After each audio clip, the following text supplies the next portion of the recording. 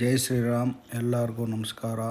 ನಿನ್ನೆ ಅಂದರೆ 13th March ಬೆಳಗಿನ ಜಾವನೇ ಸ್ಟಾರ್ಟ್ ಆಯಿತು 6 ಗಂಟೆಗೆ. ನನ್ನ ಮಗನ ಸ್ಕೂಲ್ ಡ್ರಾಪ್ ಮಾಡಿ ಅದೊಂದು ವಿಡಿಯೋ ಹಾಕಿದ್ದೀನಿ ಸ್ಕೂಲ್ ಹತ್ರ ಇರೋದು. ಅದಾದಮೇಲೆ ನಿಮ್ಗೆ ಸಿಗೋದೆ ವಾಲ್ಮಾರ್ಟ್ ಆದಮೇಲೆ ಸಿಗೋದು ನಮ್ಮ ಟೆಂಪಲ್ಲು. ಜಸ್ಟು 1 ಮೈಲಿ ಡಿಸ್ಟೆನ್ಸಲ್ಲೇ ಐತೆ ಇವೆಲ್ಲ ವಾಕ್ಯಬಲ್ ಬರೋದು. ವಾಕ್ಯಬಲ್ ಯಾಕೆ ಬರೋಕ್ಕಲ್ಲ ಅಂದರೆ ಈ ಥರ ಎಲ್ಲ ಸ್ನೋ ಬೀಳ್ತಾ ಇರ್ತದೆ, ಹಂಗಾಗಿ ನಾವು ವಾಕ್ಯಬಲ್ ಬರೋಕ್ಕಾಗಲ್ಲ. ತುಂಬ ನೋಡಿ, ಈ ಥರ ನಿಮಗೆ ವಿಡಿಯೋ ವೈರಲ್ ಆಗಬೇಕು ಅಂತ 20 ಸೆಕೆಂಡು 30 ಸೆಕೆಂಡು 20 ಸೆಕೆಂಡಲ್ಲಿ ಏನೂ ನೋಡೋಕ್ಕಾಗಲ್ಲ. ನೋಡಿ, ಈ ಥರ ನಿಧಾನವಾಗಿ ತೋರಿಸಿದ್ರೇ ನೀವೆಲ್ಲ ನೋಡೋಕ್ಕಾಗೋದು. ಇದನ್ನು ನಾನು ಯೂಟ್ಯೂಬ್ಗೆ ಲಿಂಕ್ ಮಾಡ್ತೀನಿ. ಲಿಂಕ್ ಮಾಡಿ. ಇನ್ನು ಯೂಟ್ಯೂಬು ನಮಗೆ ಇಂಡ್ಯಾದಲ್ಲಿದ್ದಾಗ ಯೂಟ್ಯೂಬ್ ಜಾಸ್ತಿ ಯೂಸ್ ಮಾಡ್ತಾ ಇರಲಿಲ್ಲ, ಗೊತ್ತಿರಲಿಲ್ಲ. ಯೂಟ್ಯೂಬಲ್ಲಿ ಅಂದರೆ ತುಂಬ ಟಿ ವಿಲೂ ಕೂಡ ನೋಡ್ಬೋದು. ಮನೇಲಿ ಕುಂತ್ಕೊಂಡು ನಾವು ಫ್ಯಾಮಿಲಿ ಜೊತೆ ತೋರಿಸ್ಬೋದು. ನಮ್ಮ ಫ್ರೆಂಡ್ಸು ಆಗಲಿ, ನಮ್ಮ ಸಂಬಂಧಿಕರಾಗಲಿ ನೋಡಿ, ಈ ಥರ ಇರುತ್ತೆ ಅಲ್ಲಿ ಅವರಿರೋ ಜಾಗದಲ್ಲಿ, ಈ ಥರ ವಾತಾವರಣ, ಈ ಥರ ವೆದರು ಎಲ್ಲ ಹಿಂಗಿರುತ್ತೆ ಅನ್ನೋದು ತೋರಿಸ್ಬೋದು ಅನ್ನೋ ಉದ್ದೇಶಕ್ಕೋಸ್ಕರನೇ ಈ ವಿಡಿಯೋನ ನಾನು ತುಂಬ ಸ್ಲೋ ಮೋಷನಲ್ಲಿ ಎಲ್ಲ ಕ್ಲಿಯರಾಗಿ, ಯಾಕೆಂದರೆ ಕ್ಲಿಯರಾಗಿ ಸುಮ್ಮನೆ ಲೈವ್ ಇಟ್ಟರೆಲ್ಲ ಕ್ಲಿಯರಾಗಿ ಕಾಣಲ್ಲ. ಹಂಗಾಗಿ ಕಾರ್ ಹತ್ರ ಹೋಗಿ ಹಿಂಗೆ ಸ್ನೋ ಬೀಳ್ಬೇಕಾದ್ರೆ ಕಾರಲ್ಲಿ ಕುಂತ್ಕೊಂಡು ತುಂಬ ಇದಾಗಿ ಟೋಪಿ ಗೀಪಿ ಎಲ್ಲ ಹಾಕ್ಕೊಂಡು ಕ್ಲೀನಾಗಿ ವೀಡಿಯೋ ಮಾಡ್ತೀನಿ. ಯಾಕೆಂದರೆ ಇಲ್ಲೆಲ್ಲ ಹುಷಾರು ತಪ್ಪಿದ್ರೆ ಇನ್ಶೂರೆನ್ಸು, ನಾವು ಅಮೇರಿಕದಲ್ಲಿ ತುಂಬ ಬಡ ಜನ ಅಂದರೆ ನಾವೇ ಅನಿಸ್ತದೆ ಕೆಲಸ ಮಾಡೋದ್ರಲ್ಲಿ. ಯಾಕೆಂದರೆ ನಮ್ಗಳಿಗೆ ಅಲ್ಲಿ ನಮ್ಮವರು ಆಲ್ಮೋಸ್ಟ್ ಅಂದ್ಕೊಳ್ಳೋದಷ್ಟೇ, ಅಮೇರಿಕ ಹೋಗೋವನೇ ಅವ್ನಿಗೆ ಬೇಕಾದ ಸಂಪಾದನೆ ಐತೆ ಅಂತ. ಆ ಥರ ಏನೂ ಇಲ್ಲ. ಅಲ್ಲಿ ಇದೇನಿರ್ತದೆ ಅದೇ ಥರನೇ ಸೇಮು ಇಲ್ಲೂ ಹಿಂಗೆ. ಗ್ಯಾಸು, ಇನ್ಶೂರೆನ್ಸು, ಹೆಲ್ತ್ ಇನ್ಶೂರೆನ್ಸು ಇವೆಲ್ಲ ತುಂಬ ಕಾಸ್ಟ್ಲಿನೇ ಇರ್ತವೆ. ನಮಗೇನು ಸಂಬಳ ಕೊಟ್ಟಿರ್ತಾರೆ ಅಲ್ಲಿಗೆ ನೇರವಾಗಿರ್ತವೆ ಟ್ಯಾಕ್ಸು. ಆಮೇಲೆ ಕಾರ್ ಗ್ಯಾಸು ಎಲ್ಲನೂ ಏನೋ ಒಂದು ಅವಕಾಶ ಬೇರೆ ಕಂಟ್ರಿ ನೋಡೋಕ್ಕೆ ಅನ್ನೋದಷ್ಟೇ. ಅಮೇರಿಕಾ ಅಂದರೆ ಅಷ್ಟು ಈಜಿ ಅಲ್ಲ ಅಂದರೆ ಯಾಕೆ ವೀಸಾ ಕೊಡಲ್ಲ ಅವರು ಅಂದರೆ, ಇಲ್ಲಿ ಈ ಥರ ವೆದರೆಲ್ಲ ಇರ್ತದೆ. ಈ ವೆದರ್ಗೆ ಎಲ್ಲ ಫೆಸಿಲಿಟಿ ಇಲ್ಲ ಅಂದರೆ, ಅಷ್ಟು ದುಡ್ಡಿಲ್ಲ ಅಂದರೆ ಅವೆಲ್ಲ ಫೆಸಿಲಿಟಿ ತಗೋಬೇಕು. ನಾವು ಆ ಫೆಸಿಲಿಟಿಲಿ ಇರಬೇಕು ಅಂದರೆ ಅಷ್ಟು ದುಡ್ಡು ಬೇಕಾಗುತ್ತೆ. ದುಡ್ಡಿದ್ರೆ ನಿಮ್ಮ ಹತ್ರ ಯಾವ ದೇಶಕ್ಕಾರ ಹೋಗ್ಬೋದು, ಇಲ್ಲಿಗೂ ಬರ್ಬೋದು, ಅಮೇರಿಕನೂ ನೋಡ್ಬೋದು. ಎಲ್ಲ ದುಡ್ಡು ನಾವು ಅಲ್ಲಿ ಸಾಯೋ ಗಂಟ ಇದ್ದು ನಮ್ಮ ಜೀವನ ಸಾಕೋಂಥ ದುಡ್ಡು ಇಲ್ಲಿ ಬಂದು ಒಂದು ಸತಿ ಹೋಗಿ ನೋಡ್ಕೊಂಡು ಹೋಗೋಕ್ಕೆ ಖಾಲಿ ಆಗಿಬಿಡುತ್ತೆ. ಆ ಥರ ಸಿಚುವೇಶನ್ ಅಷ್ಟೇ. ಹಂಗಾಗಿ ದುಡ್ಡು ಎಷ್ಟಿದ್ರೂ ಅಮೇರಿಕ ದೇಶಕ್ಕೆ ಸಾಕಾಗಲ್ಲ. ಯಾಕೆಂದರೆ ಇಲ್ಲಿ ಡಾಲರ್ಸ್ ಲೆಕ್ಕ. ಇಲ್ಲಿ ನಮಗೆ ನಮಗೊಂದು ಒಳ್ಳೆಯ ಅವಕಾಶ. ಯಾಕೆಂದರೆ ನಮ್ಮಂಥ ಸಾಮಾನ್ಯ ಜನ ಬರೋಕ್ಕಾಗಲ್ಲ, ವೀಸಾನೂ ಸಿಗೋಲ್ಲ. ಇದು ನಮ್ಮ ಇಂಡಿಯನ್ಸ್ ಎಲ್ಲ ಬಂದು ಸೇರ್ಕೊಂಡು ಟ್ರಸ್ಟ್ ಮಾಡ್ಕೊಂಡು, ಹಂಗಾಗಿ ಅವರೆಲ್ಲ ಸುಮಾರು ದಿನದಿಂದ ಇಲ್ಲಿ ಜೀವನ ಸಾಗಿಸ್ತಾ ಬಂದು ಅವ್ರ ಲೈಫೇ ಪೂರ್ತಿ ಇಲ್ಲಿ ಅಮೇರಿಕದಲ್ಲಿ ಇದು ಮಾಡ್ಕೊಂಡು, ಹಂಗೆ ನಮ್ಮ ಇಂಡಿಯನ್ ಕಲ್ಚರ್ ಬೆಳೆಸ್ಬೇಕು ಅಂತ ಒಂದಷ್ಟು ಜಾಗ ತಗೊಂಡು ಟೆಂಪಲ್ ಮಾಡಿ. ಯಾಕೆಂದರೆ ಬೇರೆ ಕಡೆ ಇರ್ತವೆ, ದೂರ ಹೋಗ್ಬೇಕಾಯ್ತದೆ. ಒಂದು ಊರುಗಳು ಇರ್ತವೆ ಅಕ್ಕಪಕ್ಕವು. ಎಲ್ಲ ಊರು ಅಂದರೆ ಏನು ಕಮ್ಮಿ ಅಲ್ಲ.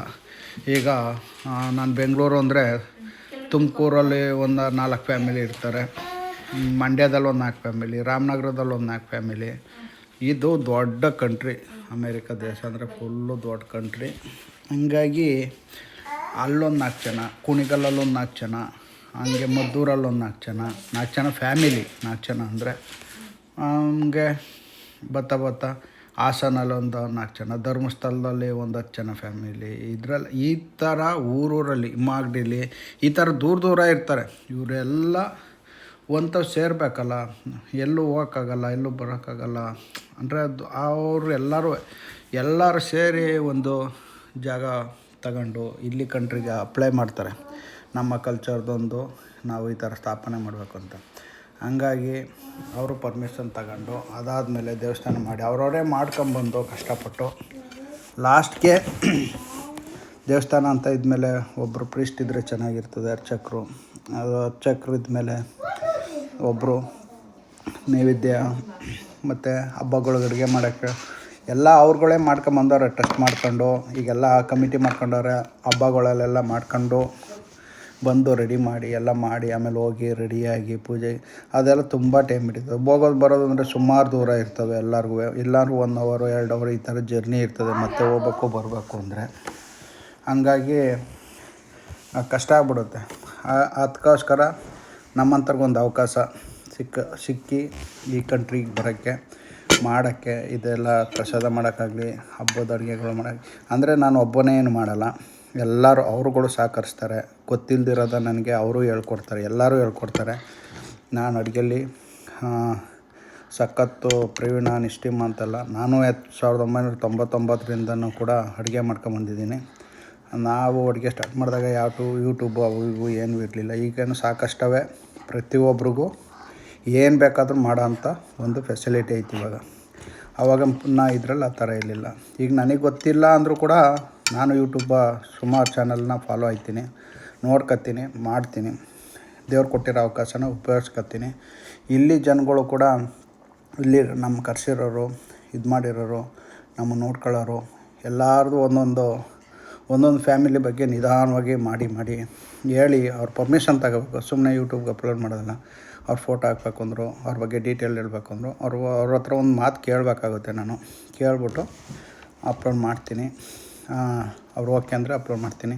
ಯಾಕೆಂದರೆ ನನ್ನ ಅಷ್ಟು ತುಂಬ ಚೆನ್ನಾಗಿ ನೋಡ್ಕೊಂಡವ್ರೆ. ಈಗಾಗಲೇ ಏಪ್ರಿಲ್ ಬಂದರೆ 3 ವರ್ಷ ಆಯ್ತೈತೆ.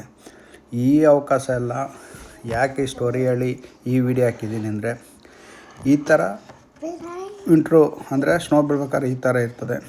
ಇಂಟ್ರೋ ವೀಡಿಯೋಗಳನ್ನು ಹಾಕ್ತೀನಿ, ಕೋಲ್ಡ್ ವೀಡಿಯೋ ಹಾಕ್ತೀನಿ.